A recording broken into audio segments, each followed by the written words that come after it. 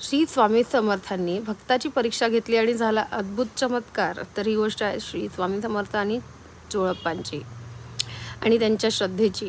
श्री स्वामी समर्थ अक्कलकोट येथे राहत असताना त्यांचे एक अतिशय मोठे भक्त होते, ते म्हणजे चोळप्पा.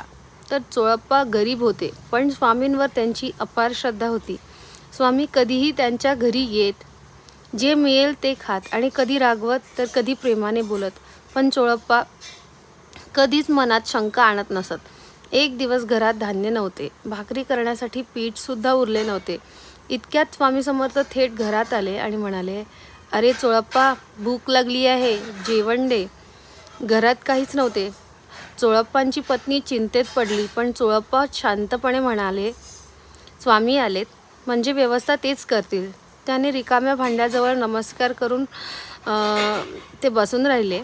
चमत्कार काही वेळाने शेजारीण अचानक आली आणि म्हणाली, आज जास्त भाकऱ्या झाल्या, तुम्हाला देऊन जाते. थोड्याच वेळाने दुसऱ्याने भाजी आणली, कोणीतरी दूध आणलं. क्षणात स्वामींसाठी पूर्ण जेवण तयार झालं. श्री स्वामी समर्थ हसले आणि म्हणाले, ज्यांच्या घरी श्रद्धा असेल तिथे अन्नाची कधीच कमी पडत नाही. ह्यातून आपल्याला हीच शिकवण मिळते की देवावर पूर्ण विश्वास ठेवला तर मार्ग नक्कीच निघतो.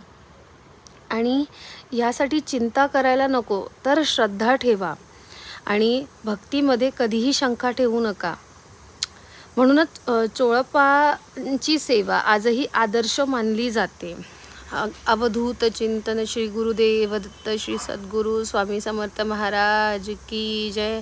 अनंत कोटी ब्रह्मांड नायक राजाधिराज परब्रह्म श्री सद्गुरू स्वामी समर्थ महाराज की जय.